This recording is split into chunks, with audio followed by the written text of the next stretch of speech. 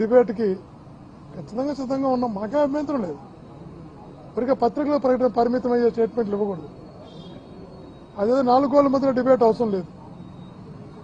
ప్రజల మధ్యలో డిబేట్కి సిద్ధపడితే ఈ ప్రభుత్వం పెడుతున్న అక్రమ కేసులు, ఈ ప్రభుత్వం చేస్తున్న అక్రమ అరెస్టులు, ఈ ప్రభుత్వం చేస్తున్న దాడులు, దౌర్జన్యాలు ఆధారాలతో సహా డిబేట్లో లైవ్ వేసి ప్రజలందరికీ చూపిస్తూ అన్ని ఛానల్ లైవ్ పెడదాం.